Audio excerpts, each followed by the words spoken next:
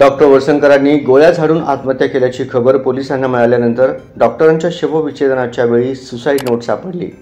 घटना घडल्यानंतर लगेचच पंचनामा झाला असता त्यावेळी आत्महत्येच्या प्रकरणात सर्वप्रथम सुसाईड नोट आहे किंवा नाही त्याची तपासणी केली नाही काय, हा प्रश्न अनुत्तरित असल्याचे सोलापूरकरांमधून उपस्थित केला जात आहे। डॉक्टरांच्या आत्महत्येनंतर पोलिसांनी कोणतीही सुसाईड नोट सापडली नसल्याचे माध्यमांसमोर सांगितले होते। मात्र त्यानंतर अचानक शवविच्छेदन करताना सुसाईड नोट सापडली।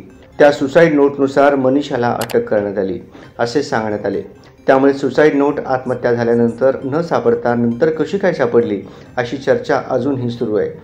आत्महत्येच्या प्रकरणामध्ये पहिल्यांदा सुसाईड नोट आहे अथवा नाही याची तपासणी केली जाते असे आरोपी मनीषाचे वकील प्रशांत नवगिरे यांनीही याला दुजोरा दिलाय। डॉक्टर नेहमी इंग्रजीमध्ये सही करायचे, त्यामध्ये त्यांच्या वडिलांच्या नावाचा उल्लेख असायचा, परंतु सुसाईड नोटवरील स्वाक्षरी मराठी आहे, ती कशी असा प्रश्न उपस्थित होत आहे। दरम्यान डॉक्टरांनी निवासस्थानी बाथरूममध्ये स्वतःच्या कानशिलावर गोळ्या झाडून घेतल्या।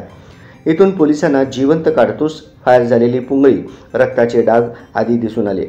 डॉक्टरांची पिस्तूल बाथरूममधून बेडरूममध्ये आले कसे, हा प्रश्नही लोकांच्या मनात आहे। दरम्यान 17 एप्रिल 2025 रोजी मनीषाने जो मेल डॉक्टरांना फॉरवर्ड केला त्यामध्ये घाणेरडे आरोप असल्यामुळे त्यांनी आत्महत्या केली असा आरोप आहे। वास्तविक 17 एप्रिलच्या मेलनंतर डॉक्टर वळसंकरांनी मनीषाला बोलावून तिची समजूत घातली होती।